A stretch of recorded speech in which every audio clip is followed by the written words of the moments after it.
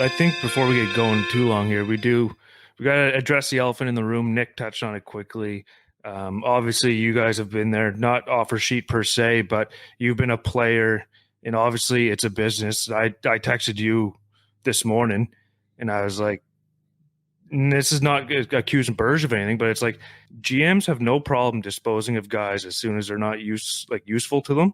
So the players do have to look out for themselves. And as a Montreal fan, I know some people are harping on the offer sheet, the signing, and all this stuff too. But like we've always brought up in the show, there's a personal side of this where obviously KK's had a rough time this summer with his old man with the diagnosis and stuff too. So that's got to be in the back of his mind. He's like, I got to take 6.1.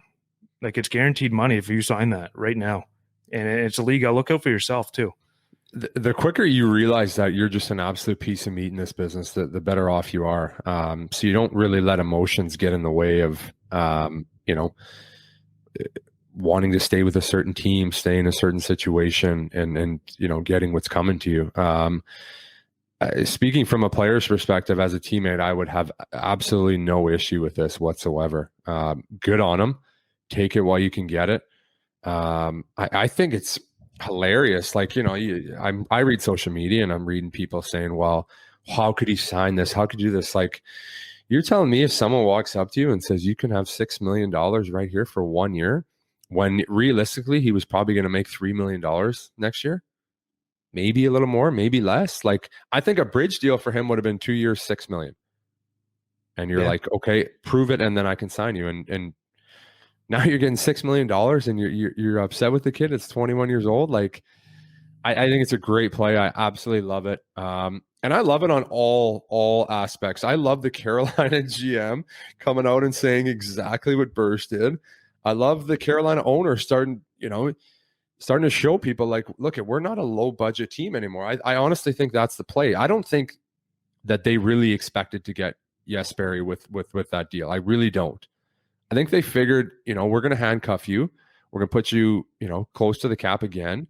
And, we're going to overpay a guy that you've kind of shit on for the last 2 years since he's been there. You can't argue it. And we've talked about it during the year that he's been the whipping boy there. Yep. And I think what I like about this too, I think maybe I'm just reading too much into it, is maybe KK knows Montreal is going to match, because let's be honest, the compensation, I know everybody's talking about the compensation flipping for Eichel or whatever. Eichel still hasn't had a surgery. Camp starts in 3 weeks. Mm-hmm. So that's iffy. And it's a surgery that no other NHL players had before. So there's another question mark. Mm-hmm. And then you got to think too, everybody's saying 6.1 million is a lot. Yeah, it's for the 1 year. Weber's money comes off the books. Bayern's money comes off the books. Mm-hmm. But you also, in my mind, like, I'm thinking KK's betting on himself here. Because if he thinks Bergevin matches that, he knows he's going to get 2C role, have some steady wingers, maybe some more PP time, or maybe a different PP role. Yeah. I think maybe it's KK betting on himself too, because why not? I mean, you're guaranteed 6.1 million. If I'm Berge, it doesn't screw you necessarily. You might not be able to add another piece, but you can afford to give that to KK. And then everybody's saying the qualifying offer next year has to be this, like, 6.1 or higher. Mm-hmm. But they can extend that over a few years and kind of lower that AAV down, so what some people are forgetting. And if, let's say, KK doesn't take those strides you're thinking, then you just don't qualify him next year. You walk away. And I hate saying that because I'm a big KK guy. But, I mean, for a guy that just turned 21 and the talent he has, and he's kind of progressing. I know he's not progressing as some fans want, but, I mean, the guy is still so young. And the way I look at it, if he comes in and plays awesome as a number 2 center, and say he has close to 20 goals and 45 points, like, that's a $6 million center now. Like, I'm sorry, like, he gets 50 points, he's good. He had 32 in his rookie year. Yeah, like, you come in and score 50 points and you're making $6 million as my number 2 center. I'm happy. I'm thinking that's a hell of a deal, and I'm happy about it. And I think he can do that. Again, I think he 100% is betting on himself. He's like, $6 million, I'll take it. Thank you. Regardless of where I go, I'm making $6 million, and he has to. And it might put you in a tough situation for that second year, but I don't think anybody's thinking about that. I think he's thinking, let me come in here and rip it up this year. And heck, hey, he comes in and puts up 55, maybe has a huge year. Then you're paying him more than that. So you can't get a number two center on the market. He's not coming to Montreal. If you think you're signing an elite center, he's not coming to Montreal. So I think you got to take your chances. I don't think there's any way they walk away from it. No, because we've already talked about the center position. Obviously, Suzuki's 1C, expecting KK to be 2, Yeah. Evans, Paling, Paquette pick 2 of the 3. You know what I mean? And Like, so if you lose KK, you are very thin down the middle. right. And you can afford it. So it's almost like, you know what? Let's bet on him. I mean, you draft him 3rd overall. Show Right. the faith in him. Right. And even at the draft, like go back to when he was drafted, like that was a gamble for Burge. Like you put your money in on him.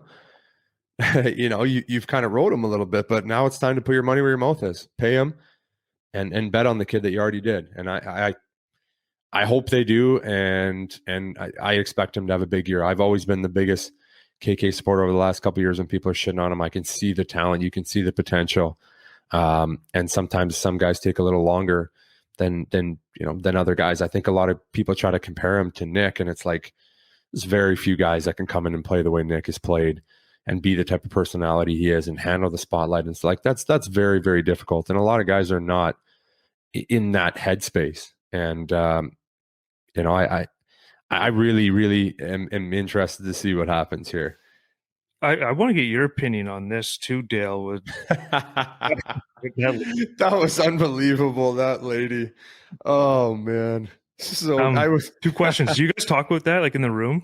Like, do the players know about this? Like that lady freaking out at the draft? Oh, for sure. That was one of like the first things that I said to him when I first met him. I was like, we joked about that a little bit and stuff like that. The players see that for sure. Like, that's hilarious. I totally forgot about that till right now. I had another question too, because I know fans are going to eat KK up regardless if he stays, if he goes. But I mean, it's insane how fast the fan base can sour on a guy.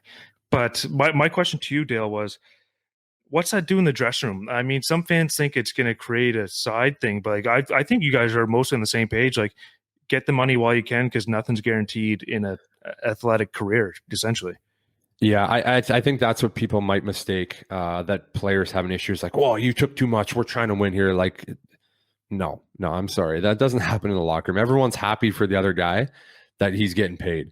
I want you to get paid. I want to get paid. I want you to get paid. Like that he would come in and people would be handshaking. I'm like, congrats, buddy. Good for you. Like, I know I've played with plenty of guys that were wanting to get offer sheeted. Like, please, someone give me an offer sheet. Like I've played with plenty of guys, and everyone laughed about it and joked about it. Like in the room, it's not seen as anything. You sign with the Montreal Canadiens, he signs his $6.1 million. Boom, Montreal offers it. It's like nothing happened. You're making $6 million. Dinner's on you next time, buddy. But that's as far as the conversation goes. And I saw the hate today too on the kid. Well, you shouldn't have took this. Come on. Let's be real here. If anybody offered you $6 million, you're taking it. You're taking it. There's not one player in the whole league that isn't signing that. There's not one. No. And that's in that situation.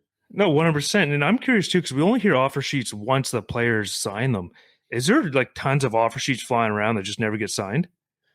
I don't think so. I don't think so, to be honest with you, man. I honestly think that like that is a good bargaining chip for restricted free agents. Like your agent's bargaining other teams to be like, hey, offer him, he'll sign it. Offer him, put the pressure on him. They don't want to sign him, offer him, put the pressure on him.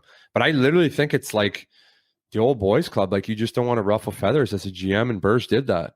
And I think, from everything that I've read on Carolina's owner, very prideful guy. And I think he didn't like that. And I think it was his turn to take a swing where he knew it could hurt him.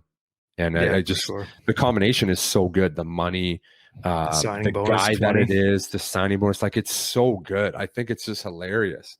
I think it's awesome. As a fan standpoint, I love it. If I was an owner or a GM, I would probably have done the same thing. Like, you want to screw me? I'm going to get you. It's going to come back to you. So I wonder, does this keep going on for years, or is this going to be like does Montreal go back? I screwed you, you screwed me. Yeah, maybe it's 1 for 1, eye for an eye, and then they're good. See what happens.